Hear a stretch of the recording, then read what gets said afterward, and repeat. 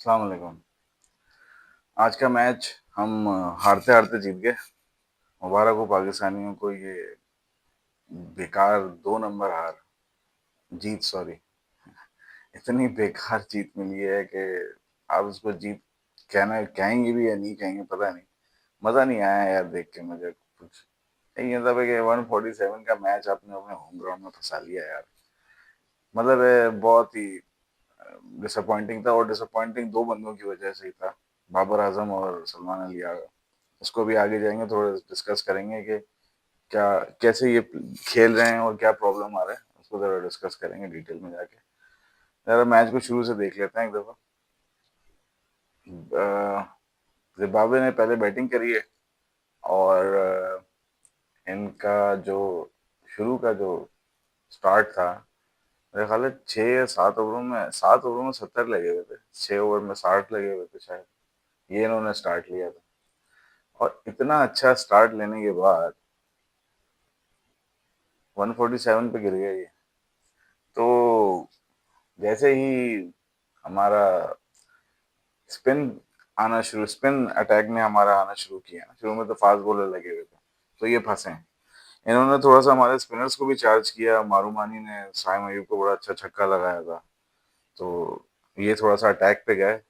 लेकिन ये कि और दोनों अच्छा खेल रहे थे यार। ये ब्रायन बेनेट ठीक ठाक प्लेयर है इनका, लेकिन मतलब वही वाली बात है, थोड़ा यंग है। एक्सपीरियंस लेगा तो और बेहतर होगा। लेकिन इनको लड़के मुझे मुझे थोड़ा बहुत देख के ये जरूर लगा कि यार लड़के मिल रहे हैं इनको आहिस्ता आहिस्ता। सही टीम बन सकती है। और अच्छा स्टार्ट लेने के बाद पहली जो विकेट गिरी है वो गिरी थी उसकी मारूमानी की।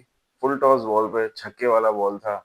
शायद कोई और प्लेयर होता तो फेंक देता बाउंड्री के बाद बहुत दूर।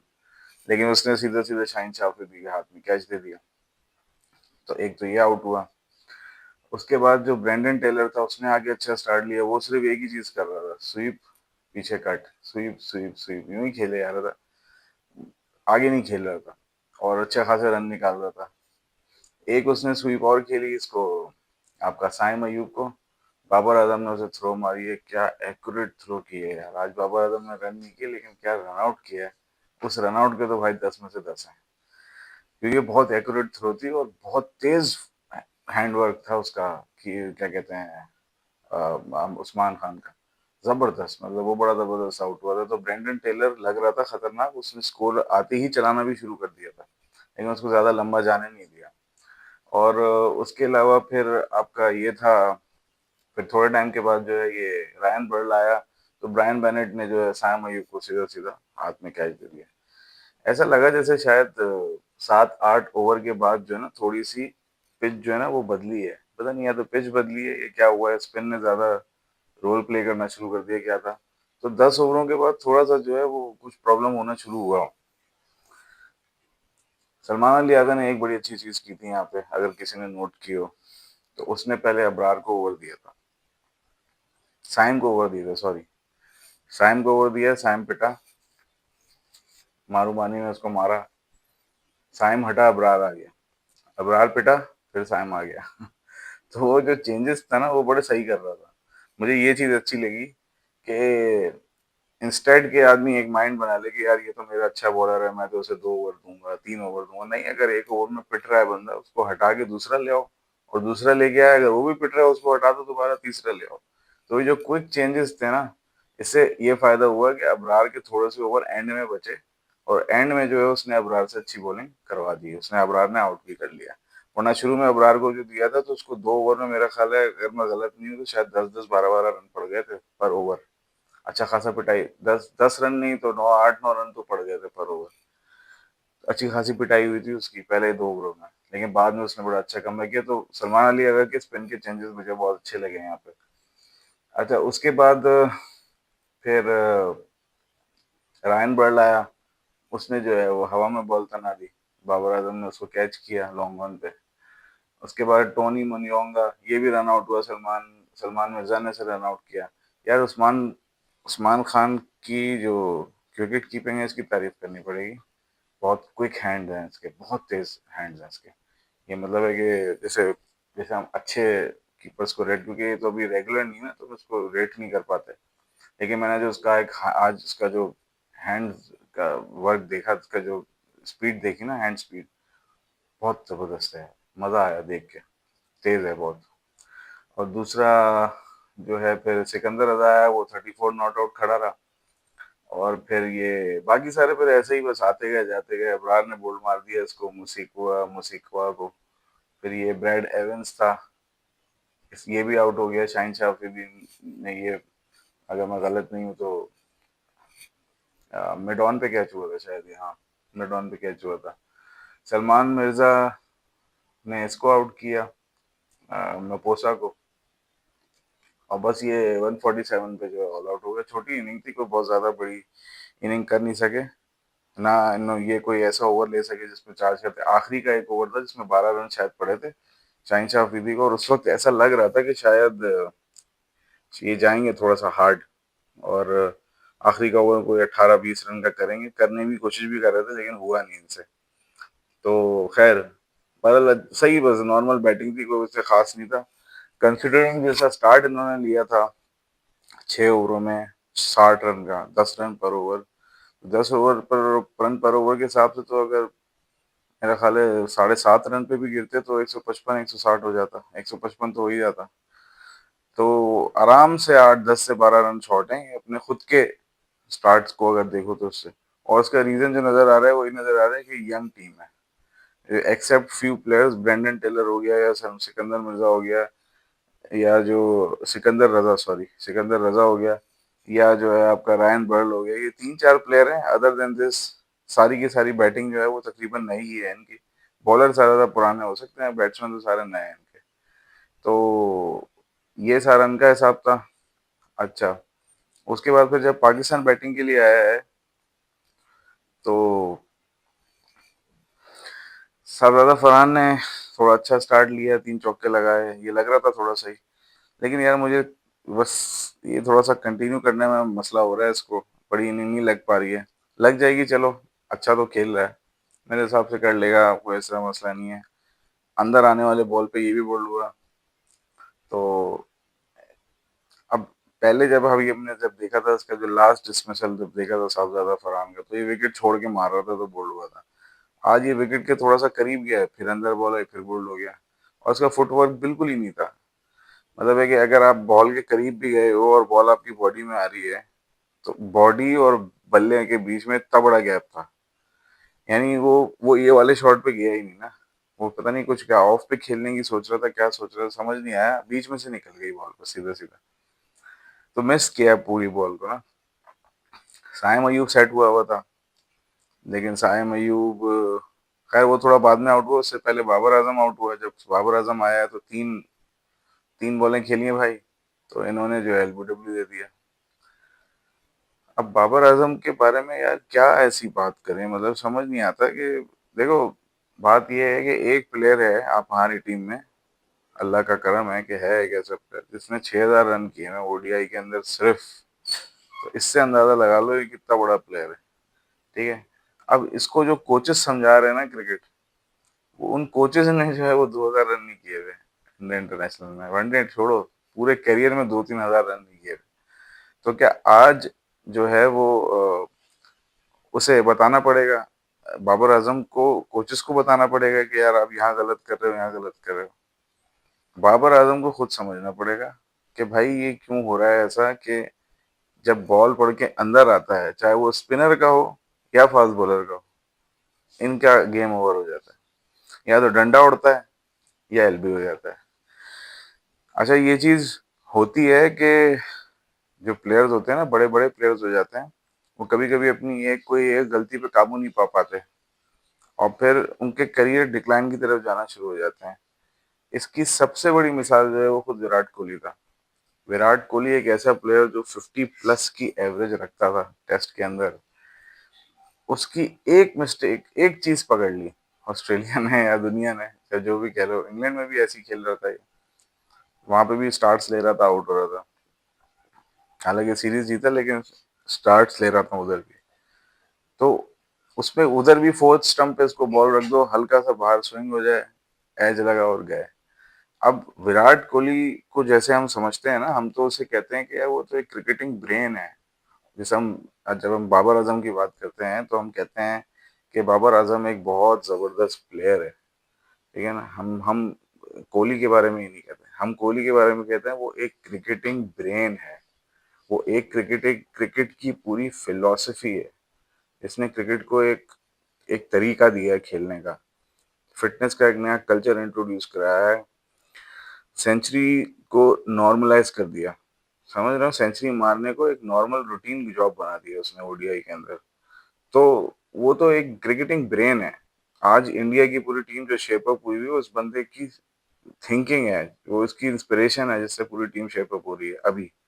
तो जब उस तरह का बंदा जो है वो अपनी गलती पे काबू नहीं पा सका, और यहाँ तक के गलती पे काबू पाए बगैर रिटायर होके चला गया टेस्ट मैच से, तो इससे अंदाजा लगाओ कि जब कोई वीकनेस किसी चीज किसी बंदे को पकड़ लेती है तो उस बंदे के लिए वहां से निकलना कितना मुश्किल हो जाता है।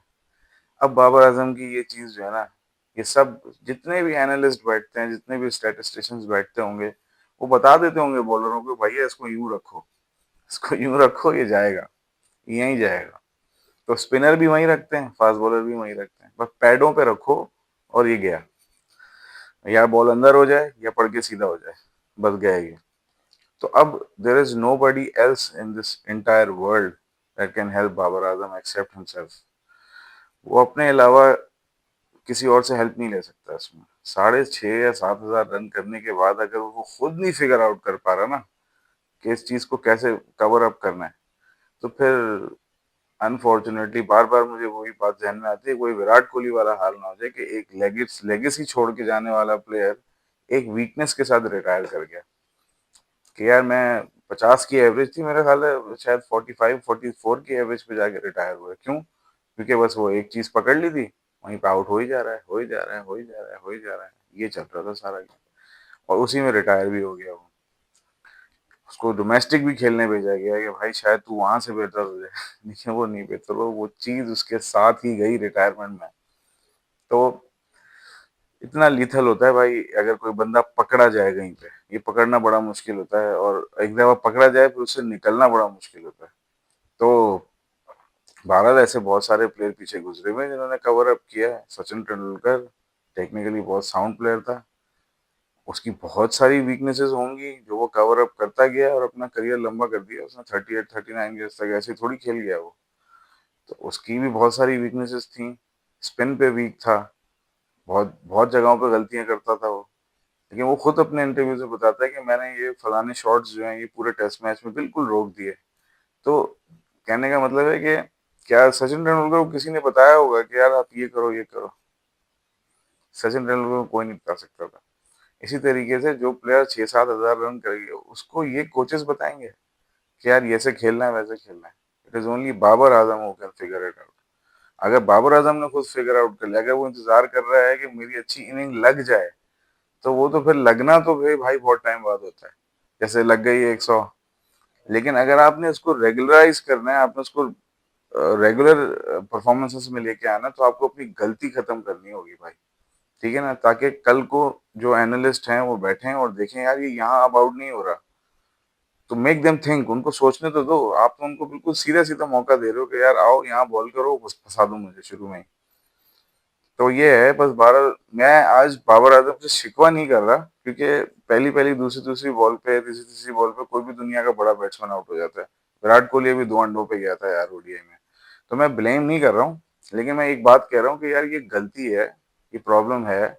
आज का आउट हो गया ठीक है, लेकिन ये गलती है जिस पे काम करना और उससे बाहर निकलना आप ने ही करना है।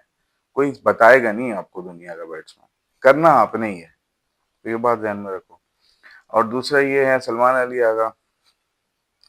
भाई देखो, मैं T20 क्रिकेट में जब इन दोनों को मिडिल ऑर्डर में देखता हूँ ना, तो मेरे ध्यान में एक चीज आती है कि अगर ये दोनों 40 बॉलें खेलें और 60 रन लगा दें और आउट होके चले जाएं, तो मुझे इन दोनों से कोई शिकवा नहीं है। 40 बॉलें, 60 रन, आउट, नो प्रॉब्लम, जाओ आप, हो गया आपका काम। मुझे इनसे 50 नहीं चाहिए, मुझे इनसे 80 नहीं चाहिए, मुझे इनसे स्ट्राइक रेट भी नहीं चाहिए। मैं सिर्फ ये कहता हूँ 40-45 बॉलें और 60 run, your job is done. अभी आपके पास मैच में 60-70 बॉलें और पड़ी हैं, उनको फिर बाकी प्लेयर्स खेलने हैं। अगर हमें बाबर आजम और सलमान अली आगा के बीच में होने से स्टेबिलिटी नहीं मिल पाई, उल्टा इनके गिरने की वजह से और नीचे वालों पर प्रेशर आ गया, तो फिर दो ऐसे प्लेयर रखने का लॉजिक खराब हो जाता है। फिर तो एक ही रख लो ना, अगर यही होना है तो ये समझना पड़ेगा कि इन दोनों में से किसी एक को कैरी ऑन करना है, और या ये दोनों मिलके ये जिम्मेदारी ले लें कि भाई हम 40 बॉलें खेलेंगे, ले लो यार 40 बॉलें, कोई प्रॉब्लम नहीं है। अगर ऊपर से विकेटें जल्दी गिर गई हैं, आप 40 बॉलें ले लो यार मैच में, 45 बॉलें ले लो, और 45 बॉलों पे 60 रन करके चले जाओ। फिर बेशक आउट हो जाना, कोई कोई पूछेगा नहीं। 30 बॉलें खेलो, 40 रन करो, जाओ, कोई मसला नहीं है आपका। या 25 बॉलें खेलो, 35 रन करो, जाओ। बस इतना ही काम कर दिया आपसे, हम कहेंगे आपने T20 का जो आपकी जॉब थी असाइन वो हो गई पूरी। बाकी आपकी बैटिंग 8 नंबर तक है, सारे रन आपने थोड़ी करने हैं। सलमान अली अगर के आउट पे आज मुझे एतराज है, बाबर के आउट पे इतना एतराज नहीं है। बाबर को खुद अपने आउट पे एतराज ज्यादा होगा क्योंकि वो 3 बॉलें खा के आउट हो गया, और वो भी ऐसे ऐसे बॉलरों से आउट हो रहा है। तो बाबर को अपने ऊपर ज्यादा एतराज होगा, मुझे आज सलमान अली आगा पे ज्यादा एतराज है। और उसकी वजह यह है कि सलमान अली आगा की गेम जो है ना, हमें किसी ने इसको किसके पास जाके उसको ये बताना जरूरी है कि आपने वही गेम खेलना है भाई जो आप ओडीआई में खेलते हो। आपको कुछ एक्स्ट्रा करने की जरूरत नहीं है। ये जो आज आप आउट हुए हो ना, ये आप एक्स्ट्रा करने की कोशिश में आउट हुए हो। ये जो आगे निकल के शॉट क्रिएट करने की कोशिश कर रहे थे ना, इसमें आउट हुए हो आप। जब ये सलमान अली आगा आता है ना T20 में, मैंने बहुत दफा नोट किया है, ये शॉट्स क्रिएट करने की कोशिश करता है, मारता नहीं है शॉट्स। शॉट्स बने हुए होते हैं, जो बॉल आ रही है उसको बॉल की मेरिट पे नहीं खेलता। ये शॉट क्रिएट करने की बहुत दफा, कितनी दफा रिवर्स स्वीप मारते हुए भी देखा होगा उसको न्यूजीलैंड वगैरह में। शॉट बनाने की कोशिश करता है, शॉट जो जो बन रहा है उसे नहीं मारता। वेरएज अगर आप उसको ओडीआई में देखो, तो बॉल की मेरिट पे खेलते खेलते ही 50-60 पे पहुंच जाता है वो। ठीक है ना? तो मैं सिर्फ ये कह रहा हूँ कि भाई किसी कोच को उसके पास जाके ये समझाना होगा कि भाई जो आप एक्स्ट्रा करने की कोशिश करो ना T20 में, हमें आपसे वो एक्स्ट्रा नहीं चाहिए। आप सिर्फ और सिर्फ 20-25 बॉलें खेलो, 30-35 रन करो और जाओ, वो आपका काम पूरा हो गया। हम नहीं कह रहे आपको कि आपने 30 पे 50 करना है, 30 पे 50 नीचे वाला कर लेगा आके। ठीक है, स्कोर इतना बड़ा नहीं था ना यार। आप अगर चलो, अगर कोई 200 का स्कोर होता है, 220 का टारगेट लगा तो मैं कहता हाँ यार आपने 30 बॉलों पे 50 करना है, 30 बॉलों पे 60 करना है। आज आपका रोल सिर्फ इतना था कि आप दोनों मिलके 40 बॉलें लेके 60 रन कर देते। सलमान अली आगा की जो काज अगर आप आज फुटवर्क देखो ना, तो आगे आगे स्टेप डाउन कर रहा है। जैसे स्टेप डाउन करके लाइन चेंज करने की, बैट्समैन की लाइन चेंज, बॉलर की लाइन चेंज करने की कोशिश कर रहा है कि लाइन चेंज करके मैं इसको या तो ड्राइव कर दूंगा या मैं यहाँ खेल दूंगा, जो भी खेल दूंगा, लेकिन स्टेप डाउन कर रहा है। भाई कितनी दफा स्टेप डाउन करते हो आप ओडीआई में? मैंने तो नहीं देखा है स्टेप डाउन करते हो। आप तो क्रीज में खड़े होकर खेलते हो, शफलिंग जरूर करते हो, स्टेप डाउन तो नहीं करते भाई। आप जिस तरीके से स्टेप डाउन कर रहे थे, ऐसा लग रहा था कि कुछ एक्स्ट्रा करने की कोशिश कर रहे हो। यही रीजन है आपके आउट होने का। कोई जरूरत नहीं है एक्स्ट्रा करने की यार। आप पूरे बैट्समैन हो, आपसे जो रोल रिक्वायर्ड है वो हिटिंग नहीं है। कोई जाए इसके बाद इसको समझाए यार, कसम खुदा की, ये क्या कर रहा है अपने साथ। ये मतलब इस फॉर्म पे ना, इसके अपने लाले पड़ जाएंगे T20 क्रिकेट में, वर्ल्ड कप में, जो कि इसको जाना चाहिए, लेकिन ये अपनी खुद जगह खराब कर रहा है। समझना पड़ेगा भाई, समझना पड़ेगा। आपका जो रोल है वो हिटिंग नहीं है, स्लॉगिंग नहीं है। जब आपके बॉलरों ने आपको अच्छा काम करके दे दिया है, तो क्या जल्दी है आपको कि आपको तेज जाना है टारगेट पे? मुझे कोई प्रॉब्लम नहीं है अगर अगर बाबर आजम और सलमान अली अगर 10-10 बॉलें लेते और 5 रन करते, 4 रन करते, मुझे कोई प्रॉब्लम नहीं है, एज लॉन्ग एज 10 बॉलें लेके सेट हो जाते। और मैंने जैसे कहा 40 बॉलों पे 60 रन चाहिए आपसे, बस खत्म हो गई बात। उसके बाद आप आउट हो जाओ, हमें आपसे इससे ज्यादा चाहिए ही नहीं है। इन दोनों के होने का अगर ये यूटिलिटी नहीं निकल पाई ना, तो भाई ये फिर इनमें से कोई किसी एक को जाना पड़ जाएगा। अनफॉर्चुनेटली कहना पड़ रहा है, लेकिन जाना पड़ जाएगा। ये भी वैसे सोचने की बात है कौन आएगा शायद रिजवान ही आ जाए, लेकिन जो भी आएगा ये तो जाएंगे सलमान साहब। अगर ये इस तरह की बैटिंग करेंगे, मैं नहीं चाहता, अल्लाह ना करे जाए। मेरा तो T20 वर्ल्ड कप का कप्तान यही है, चाहे हार के आ जाए। मुझे कोई मसला नहीं है, लेकिन प्रोसेस से फॉलो अगर करो तो कप्तान अब यही बनता है, बदलता नहीं है। और दूसरी बात, ये रिकॉर्ड अच्छा है, सीरीज बाय सीरीज जीतता ही जा रहा है। पहला मैच अभी फिर उठा लिया है, ट्राई नेशन भी शायद जीत ही जाए हम। तो खैर बहरहाल अच्छा तो खेल रहा है वो। मैं बस यही बात, मेरा बस यही मैसेज है सलमान अली आगा के लिए कि भाई जो आता है वो ही करो। वो ना करो जो जो तुम्हें लग रहा है कि करना चाहिए, और तुम अपना रोल बदल रहे हो। तुम हसन नवाज ना बनो, तुम साइम ना बनो, ठीक है ना, तुम साहबजादा फरहान नहीं बनो। तुम्हारे गेम की एक सर्टेन स्ट्रेंथ है, उस स्ट्रेंथ पे रहते हुए करो। जो फखर जमान बनने की जरूरत नहीं है, शॉट्स बनाने की। हमने देख लिया भाई, आपसे फास्ट बॉलर पे चार्ज नहीं होता, देख लिया हमने। अब बिला वजह चार्ज करने की कोशिश में अपनी विकेटें मत गवाओ। जहां पर खड़े रह के जैसे शॉट्स खेलते हो, बॉल की मेरिट पे सिंगल निकलते हैं, डबल निकलते हैं, क्या कहते हैं, चार हो जाता है, ग्राउंड शॉट्स, क्रिकेटिंग शॉट्स, जो आता है वही करो। ये एक्स्ट्रा करने के चक्कर में ना अपनी विकेट ना गवाओ। मुझे बहुत अफसोस हो जाएगा यार अगर वर्ल्ड कप से बाहर हो गए तो। यहाँ तो सिर्फ रीजन बनता है, अभी एक ट्राई नेशन बुरी कर दी तो बाहर हो जाए, बाहर कर देंगे, बोलेंगे वो कप्तान अच्छा नहीं है। ये है भैया यहाँ पे तो, समझ रहे हो ना, अंधेर नगरी है। तो बस इतना ख्याल करो, और हमारे साथ भी रहम करो भाई। हमारी टीम में हमेशा एंड में यही होता है, एकदम से करके खराब कर देते हैं वर्ल्ड कप तक जब तक जाते हैं। या क्या कहते हैं, चैंपियंस ट्रॉफी में जो किया था, एकदम से यूं यूं कर दिया सब कुछ। तो इसको समझो, ये एंड में हो जाएगा, और रीजन फिर आप बनोगे। अपनी बैटिंग को सुधारो भाई, 20 रन डालो, 25 रन डालो, 30 रन डालो, और 20 बॉलें लेके 30 रन कर लो। इससे ज्यादा नहीं चाहिए आपसे भाई, ठीक है ना। अपना रोल पूरा करो। खैर बहरहाल ये हो गया। उसके बाद फिर फखर जमान आया, फखर जमान और उस्मान खान, इन दोनों ने आज मैच बनाया और बचाया। फखर जमान ने तो चलो जैसे खेला सो खेला, वो तो स्ट्रांग है ही, अच्छा खेला।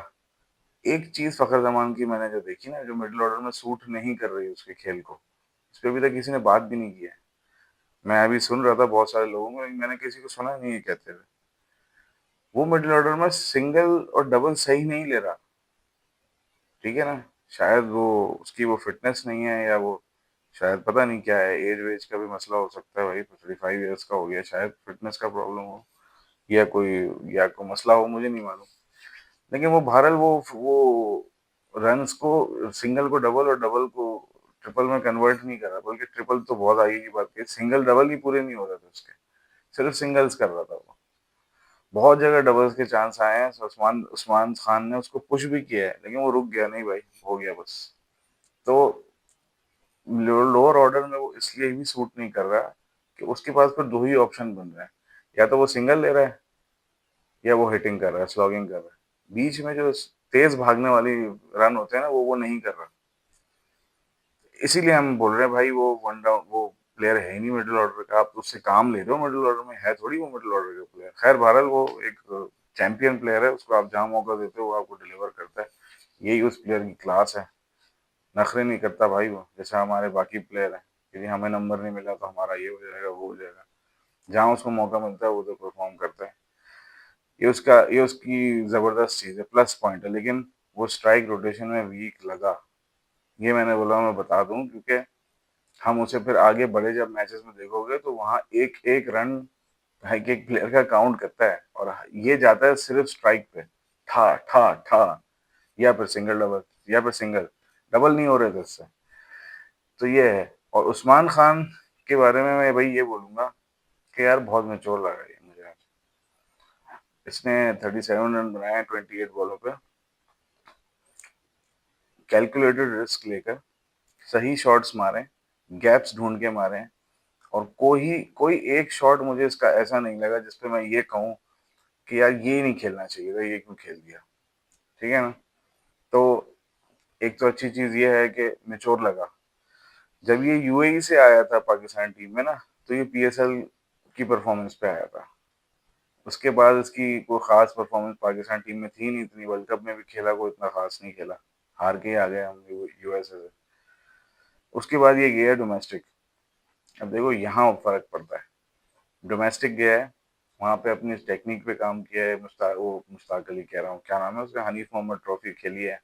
खुद अपने उसने प्रेस कॉन्फ्रेंस में बताया कि मैंने खेली, और जो क्रिकेट मिलती जा रही थी मुगनी ग्लास वगैरह का टूर्नामेंट होता है, उधर भी उसने 100 मारा था। तो जो क्रिकेट मिल रही थी वहां पे खेल रहा था, अपने आप को बेहतर करने की कोशिश कर रहा था। और जैसे ही टीम में वापसी चांस मिला है, तो आज एक बहुत यूजफुल मेच्योर नॉक खेली है। अगर मैं ये कहूँ कि इसकी वजह से ही जीते हैं तो गलत नहीं होगा, क्योंकि ऊपर वालों ने उस काम बिगाड़ दिया था सारा। फिर मोहम्मद नवाज आया, उसने 12 बॉलों पे 21 करे। इसका भी कैच छूट गया एंड में। मतलब जिम्बाब्वे भी जिद पे आई हुई थी कि हम नहीं जीतेंगे, हम जो है ना वो इतनी आसानी से जो है वो जीत के नहीं जाएंगे, हम आपको मैच दे के जाएंगे क्योंकि आप हमारे होस्ट हैं। तो इसका एक कैच छूटा। 10 बॉलों पे 15 रन चाहिए थे, ठीक है ना, 5 आउट थे हमारे। अब सोचो अगर उस वक्त इसकी विकेट गिर जाती तो 9 बॉलों पे, नहीं चलो 10 बॉलों पे ही कर लो, 10 बॉलों पे 15 रन रह जाते और 6 विकेटें गिरी, जो कि होती आखिरी बैट्समैन बैट्समैन फिर फहीम था, फिर शाहीन था शायद। तो फहीम अशरफ पे और उस्मान खान पे आ जाते 10 बॉलों पे 15 रन, फिर गेम कहीं भी जा सकती थी। लेकिन उन्होंने कैच छोड़ा, उनका एहसान। अच्छा, उसके बाद क्या हुआ, वो जिनका जो ब्रैड एवंस जो बॉलर था, उसकी शक्ल दिखा रहे थे, वो जी बड़ा गुस्से में है, अफसोस कर रहा है कि यार उसने कैच छोड़ दिया। ब्रायन बेनेट बेचारा भी नया बच्चा है यार, वो सीखेगा अभी। लेकिन खैर वो बड़ा अपना गुस्सा गुस्सा दिखा रहा था, ब्रैड एवंस ने उसकी शक्ल दिखा रहा था। और अगली बॉल आगे खुद ने नो कर दी। नो बॉल करी, नो बॉल पे सिंगल बना, 2 रन ये हो गए, और जो फ्री हिट मिली उसमें 4 पड़ गया। बस गेम हो गई आगे की पीछे, आगे पीछे। तो खैर उसके बाद ये हुआ, फिर नवाज ने जो है वो 2 चौके लगा दिए, गेम खत्म, finish. Man of the match Nawaz हो गए। और गेम जो है वो भारत जीतना पाकिस्तान को ही चाहिए था, हमने बिला वजह से एक ड्रामेटिक एंड दिया है। कोई इतना ड्रामेबाजी की जरूरत नहीं थी, मैच बड़ा सीधा सीधा था। आपके ऊपर के 2 प्लेयर अगर अपनी रेंज में रहते हुए, फिर कह रहा हूँ अपनी रेंज में रहते हुए, वो गेम खेलते जो आपको खेलना आता है, तो ये मैच आप वैसे ही जीत चुके होते। जरूरत नहीं पड़नी थी नीचे इतनी खप की। लेकिन एक चीज और भी है इसमें जो है ना ऐड करनी और समझनी, और इसको अप्रिशिएट भी करना चाहिए कि हमारा जो कोच है ना, कंसिडरिंग कि हमारी टीम कितनी वीक है बैटिंग में, वो समझता है। वो जो भी है गोरा समझता सब है, उसे पता है कि बाबर आजम बाबर आजम बाबर आजम तो बहुत है, लेकिन ये मैच फंसा के चले जाते हैं क्योंकि रन नहीं होते इनसे। कभी चल जाता है, कभी नहीं भी चलता। मानी इन शॉर्ट वो ये समझता है कि रिलायबल नहीं है, उसे सब पता है। उसे सलमान अली आगा का भी पता है कि रिलायबल नहीं है। तो क्योंकि एशिया कप गुजार लिया ना, पता चल गया कि हाथों में गिफ्ट हुआ हुआ एशिया कप हमने दूसरों को दिया है, जो 33 रन पे 9 विकेटें दी थी। तो वो समझता है ये सारी चीजें ना, तो उसने आपकी टेल इतनी लंबी कर दी है ना फहीम अशरफ और नवाज को डाल के। तो उससे जो है ना आपको हमें बड़ा एडवांटेज हो गया। ये इसका क्रेडिट यार कोच को जाता है। स्ट्रेटेजी मेकर्स जो होते हैं ना, उस पे उसमें माइक हेसन का हाथ है। और ये जो हमारी टेल इतनी लंबी करी है, बल्कि बल्कि मैं तो कहूंगा शाहिन अफरीदी तक टेल है ना आपकी। शाहिन अफरीदी भी थोड़ा बहुत खेल लेता है, एक आधा छक्का तो मार ही लेता है वो। फिर एंड में एक सलमान मिर्जा और अबरार अहमद ऐसे हैं दो, जो कि शायद कुछ ना दे सके, वरना तो बाकी सारे ही कुछ ना कुछ कर सकते हैं। तो ये एक अच्छी टीम हमारी लिए बनाई है माइक हेसन ने यार, इसके उसको अप्रिशिएट करना चाहिए। वो एक ऐसा काम कर रहा है पीछे से, कंसिडरिंग जो हमारी वीकनेसेस हैं, वो ऐसा काम कर रहा है पीछे से कि जो है ना वो एक तरह से कह लो कि नजर नहीं आ रहा, पर्दे पे नहीं है। बट जब आप सोचते हो ना मैच के में कि मैच के पीछे वाला क्या सोच रहा है, मैच जब बच जाता है और हम जीत के निकल जाते हैं या हम बच जाते हैं हारने से, तब उसका काम नजर आता है पीछे से। डेप्थ इतनी दे दी है बैटिंग के अंदर। ठीक है ऑलराउंडर ज्यादा है, लेकिन अच्छी डेप्थ दे दी है, तो इसका क्रेडिट उसे जाता है। अच्छा, एक चीज और है कि साइम अयूब के बारे में भी ये बात करनी पड़ेगी कि भाई देखो, जब 22 रन 26 बॉलों पे कर लिए थे ना यार, तो फिर मैच को आगे लेके जाना था। आपने शॉट तो मारा पर सीधा बंदे के हाथ में दे दिया। अब मुझे ये नहीं समझ में आ रहा कि शॉट वैसे वो मारा फुल जान से था। एक वक्त कमेंटेटर ने भी कहा कि इट्स 6, ठीक है, लेकिन वो गया बैक बॉलर के हाथ में।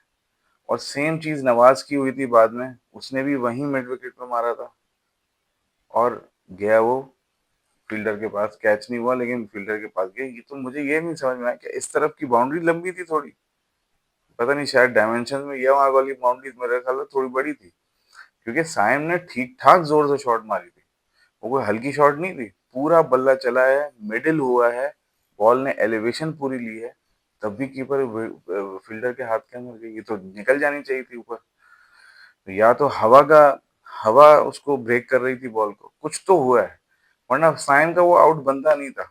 मुझे ऐसा लगता है कि वो छक्का हो जाता, क्योंकि उसका एक सबूत ये है कि फिर नवाज भी वो ऐसे ही आउट हुआ ना, नवाज भी वैसे ही आउट हुआ, पूरा शॉट मारा उसने, ठीक है, लेकिन वो बॉल जो है वो छक्के पे जाने के बजाय, तो मुझे ऐसा लग रहा है कि विंड जो है ना, वो थोड़ा सा हवा में काट रही थी बॉल को, या तो फिर ऐसा चांस नहीं लेना चाहिए था भाई मारने का, साफ सी बात है।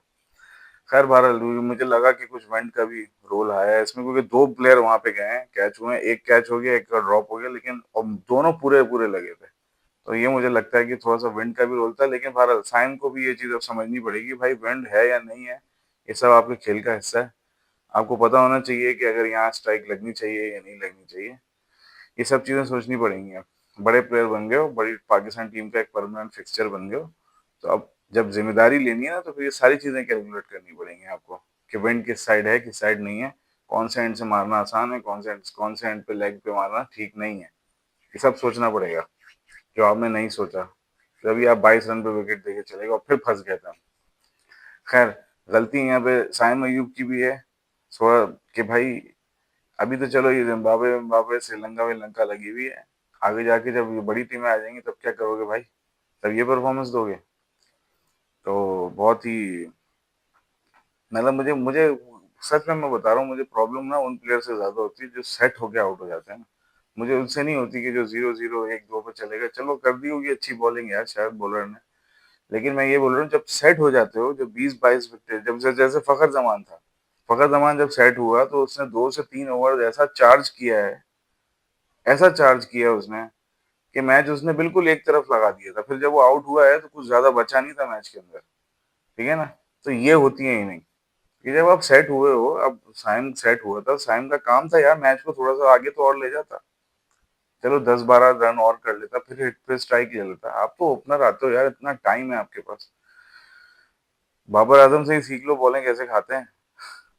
खैर बहरहाल मैच जीत गए, आज फंसा हुआ मैच था, लेकिन ये कोई कन्विंसिंग विक्ट्री नहीं थी, और Pakistan should not be happy about this victory at all, बिल्कुल भी खुश नहीं होना चाहिए। बस ये बचत वाली विक्ट्री हुई है, एंड में बचत हो रही थी हमारी, हमें मुझे जब 10 पे 15 रह गए थे ना, तो मैं यूं बैठा हुआ था कि यार पता नहीं क्या होने वाला है। उस वक्त भी मैं श्योर नहीं था, हालांकि 5 विकेटें पड़ी थी हमारे पास। खैर 12 जीत गए। अब एक न्यूज आ रही है, वो ये है कि जो समतुल समद है वो इंजर्ड हुए हैं, और उसकी जगह दोबारा हसन नवाज एंटर हो गया। यार ये बड़ा लॉस हुआ है पाकिस्तान का, क्योंकि मैं इस चीज के लिए मैं बड़ा कीन था कि यार ये सीरीज हम किसी तरह समद को देख लें। तो हसन नवाज जो है वो नहीं चल पाया था। अब अगर हसन नवाज उसकी जगह दोबारा आ गया है, तो ऐसी क्या चीज पे वो काम करके आया है कि वो दोबारा आपका टीम का हिस्सा बन गया। वो तो सिर्फ एक रिप्लेसमेंट के तौर पे आया ना। तो जब रिप्लेसमेंट के तौर पे आया है, तो वो तो वही करेगा जो पहले कर रहा है, तो उसको लेने का फायदा क्या होगा। फिर या फिर वही वाली बात है, उसको जिद लगा के उसे कैरी ऑन करते रहेंगे आगे बैट फॉर्म के अंदर, क्या ये यूं करना है, या मैचेस देंगे। तो मैचेस देने थे तो फिर, अगर मैचेस देने का कॉन्फिडेंस इतना ही है, तो एशिया कप में क्यों बाहर किया था भाई, फिर देते को मैचेस उसको पूरे। तो मुझे उसका उसका आने से कोई प्रॉब्लम नहीं है, लेकिन मुझे इस बात से प्रॉब्लम है कि वो रिप्लेसमेंट में वो क्यों आया फिर। कि मिडिल, अभी आपकी डोमेस्टिक चल रही है, तो मिडिल ऑर्डर में कोई भी लड़का उठा लो यार पीछे से, डोमेस्टिक। अरे यार अभी एशिया कप में इतनी बड़ी लौट गई है आपकी, एशिया कप राइजिंग स्टार में इतनी बड़ी लौट गई है, पीछे कोई तो बचा कुचा लड़का होगा जो अच्छा खेलता होगा, उनमें से डालो, मिडिल ऑर्डर में ले लो कोई बंदा। तो मतलब मुझे ये समझ में नहीं आ रहा कि ऐसा कैसे हो सकता है कि अब्दुल समद का रिप्लेसमेंट पीछे कोई मिल ही नहीं रहा, और हसन नवाज ही मजबूरन लाना पड़ गया। मजबूरी के जो ये सौदे हैं ना, ये समझ में नहीं आती कि अब हमें कोई लेग स्पिनिंग ऑलराउंडर नहीं मिल रहा, तो मजबूरन हमें शादाब लाना पड़ रहा है। नहीं शादाब, ये मजबूरन के सौदे, मजबूरी के सौदे नहीं समझ में आते मुझे पाकिस्तान टीम के अंदर। खैर भारत अब हसन नवाज आ गया है, आई डोंट नो भाई। अब चलो, या फिर चलो उसको बात को यूं रख लो कि अगर अब उसको ले आए हो और उसे अपने 11 अपने स्क्वाड का हिस्सा बना दिया है, भाई अब मैच देना फिर। अब मैच देना। अब आप मैच दोगे नहीं, आप फखर जमान बीच में डाल दिया आपने, क्योंकि तो ये फिर मैं कह रहा हूँ ज्यादती है। ये अब आप एक नंबर को पकड़ के बैठ गए हो कि ना वो हसन नवाज को मिलेगा, ना वो किसी और को मिलेगा। ये है ज्यादती। अगर तो नंबर ही पकड़ना था तो अब्दुल समद को ही बैठे रहने देते इंजरी पे भाई। क्या मसला था? अब मिसाल के तौर पे अगर वो इंजर्ड हुआ है, ठीक है, अब वो पाकिस्तानी स्क्वाड से हट गया है, तो पीछे कौन सी क्रिकेट खेलेगा वो तो वैसे भी बैठा ही रहेगा। तो यहाँ बैठा रहता, कोई बात नहीं, स्क्वाड में तो रहता। इंजर्ड लड़के स्क्वाड में रहते हैं ना, क्या हो गया? इतना कोई मसला थोड़ी है कि स्क्वाड में नहीं रख सकते। हो सकता है अभी टूर्नामेंट आगे चले, शायद थोड़ा सा बेहतर हो जाता। और अगर नहीं भी होता तो बस जो स्क्वाड में डाल दिए थे उनसे खेलते। अब आपने अब्दुल समद को बाहर करके हसन नवाज को इन तो कर दिया है। अब मैचेस देना भाई अब, ठीक है ना? ताकि या तो वो कर दे स्कोर, या फिर वो बता दे कि हाँ भाई मैं रेडी नहीं हूँ। अब मैचेस देना। अब ये नहीं करना कि स्क्वाड में जगह भी पकड़ ली और फिर फखर जमान खेल रहा है। फखर जमान को पहले तो मुझे ये बात समझ नहीं आई कि यार पहले ही मैच में आपने अपनी टॉप 11 उतार दी जिम्बाब्वे के खिलाफ। क्या ऑस्ट्रेलिया से मैच हो रहा था क्या? कि कोई एक आधा बंदा तो नया डालो यार। आपको चाहिए था अगर हसन नवाज पीछे से अब्दुल समद की जगह है तो डाल दो अब्दुल समद की जगह हसन नवाज को, और ले आओ। अब पीछे से लाए हो तो 2 मैचों से, ठीक है ना, खेलने दो उसे पूरा। अब उसकी जगह आपने फखर जमान को लिया हुआ। तो फिर ऐसे तो भैया टीम नहीं बनती। आप छठे नंबर का बैट्समैन खिलाने को तैयार ही नहीं हो। ऑलराउंडर ऑलराउंडर ऑलराउंडर यही करते रहोगे, फिर एंड में कभी जरूरत पड़ गई ना अगर, तो फिर यही है आपके पास सलमान अली आगा और बाबर, देख लेना भाई फिर। खैर बस आज की वीडियो यहीं तक है। अब अगला मैच मेरा ख्याल है परसों है, श्रीलंका जिम्बाब्वे का। अगर मैं गलत नहीं हूँ तो एक दफा और देख लेता हूँ। हाँ, श्रीलंका जिम्बाब्वे का परसों है, फिर उसके बाद 22 को हमारा पाकिस्तान और श्रीलंका का पड़ेगा। वो होगा बड़ा जोरदार मैच, उसको देखेंगे क्या होता है। तो कल तो प्रीटी मच बंद ही है। बाकी यार वो एशियन राइजिंग स्टार वाला जो टूर्नामेंट हो रहा है, एशिया कप राइजिंग स्टार वाला, यार बड़ा वन साइडेड है यार। मतलब कि कोई भी, हाँ, बांग्लादेश अफगानिस्तान के मैचेस थोड़े मुझे अच्छे लगे। बाकी ओमान, यूएई, अबे क्या टीम है यार, ये तो डेवलप नहीं हो रही। एशियन क्रिकेट काउंसिल अगर वाकई क्रिकेट को इम्प्रूव करने की कोशिश में है, तो भाई फिर टीमों को इम्प्रूव करे। करे ना टीमों को इम्प्रूव, क्योंकि ये तो इस तरह तो नहीं चल सकता कि आप डालते तो 8 टीमें हो, एंड में निकल के वही 2 आ जाती हैं, पाकिस्तान इंडिया। तो ये तो कोई फायदा नहीं है फिर एशियन का। बात तो तब है कि जब तगड़े मैचेस हों, जरा सा जोर पड़े टूर्नामेंट्स में। बांग्लादेश कभी कभी अच्छा कर लेती है, लेकिन फिर वो भी आगे जाके जो है वो, जिसे बोलते हैं ना, बड़ा गर्व करती हैं अपनी अपॉर्चुनिटीज का। फिर श्रीलंका का भी यही हाल है। चलो श्रीलंका को मैं फिर कुछ हद तक कह सकता हूँ बेहतर टीम है, लेकिन मतलब है कि कोई जान नहीं पड़ रही है एशिया के मैचेस में यार। और आपकी जो ये वाली टीम है पीछे की, जो राइजिंग स्टार आ रहे हैं, वो भी वही हाल है जो जो मेन टीम्स का है। तो यार या तो डेवलप करो, तो अच्छी क्रिकेट डेवलप करो, वरना तो साफ साफ नजर आ रहा है। ये मैं तो अभी से बता दूं, राइजिंग स्टार का फाइनल जो है ये पाकिस्तान इंडिया का है। साफ सी बात है। और नजर ही कोई नहीं आ रहा। कोई अगर आ गया बीच में बांग्लादेश अफगानिस्तान तो बहुत तुक्का होगा, वरना तो सीधे सीधे है ये पाकिस्तान इंडिया का फाइनल है। तो बस आज की वीडियो यहीं तक है, कल मिलते हैं आपके साथ इंशाल्लाह दोबारा। वीडियो को लाइक कर लीजिएगा, चैनल को सब्सक्राइब कर लीजिएगा। कल मिलते हैं, अल्लाह हाफिज़।